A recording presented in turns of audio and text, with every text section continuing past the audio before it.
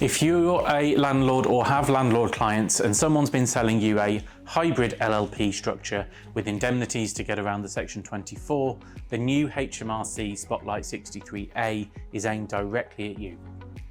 So on the 22nd of April 2026, HMRC published Spotlight 63A, which is an update to the original Spotlight 63 from October 23. The original highlighted hybrid LLP structures generally. 63A then goes on to look at a specific variant that promoters used to get around the mortgage interest problem. So to recap on why these schemes exist in the first place, since Section 24 of Finance Act No. 2, 2025 is now fully in place, individual residential landlords only get basic tax relief on their finance costs. Higher rate landlords running leveraged properties took a big hit, while portfolios held in limited companies were not affected at all. So the hybrid structure sought to resolve that, and HMRC describes the planning as the landlord or a family member incorporates a limited company. They then form an LLP with themselves as individual members and the limited company as a corporate member. The landlord then transfers their beneficial interest in the rental properties into the LLP. And as Spotlight 63A describes it, the corporate member gives an indemnity, making it liable for the landlord's outstanding mortgage debt. So promoters argue that because the company has taken on that liability, it's deemed to have made a capital contribution to the LLP equal to the value of the mortgages. And that alleged capital contribution is then used to justify allocating a large slice of the LLP profit to the company, which is dressed up as a notional return on capital. The company claims a full deduction for the mortgage interest, pays corporation tax at either 19 or 25%, and the individual landlord reports just enough profit to stay within the basic rate band. So the finance cost restriction has been avoided in full. Now HMRC gives 6 reasons as to why this doesn't work.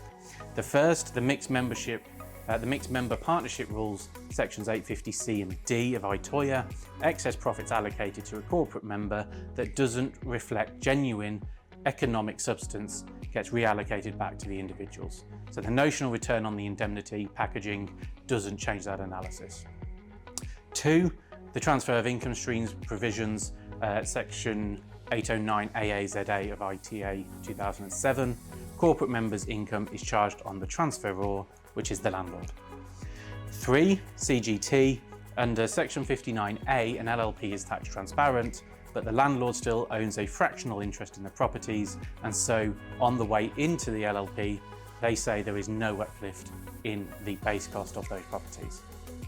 4, SDLT, paragraphs 10 and 14 of Schedule 15 FA 2003 catch both the transfer of properties into the LLP and the subsequent changes in profit shares. So SDLT bites at multiple points of the planning.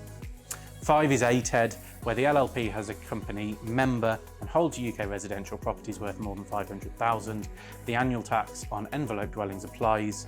Relief is probably available in most cases where there's a commercial rental business. However, you actually have to make an ATED return. If you don't, penalties apply.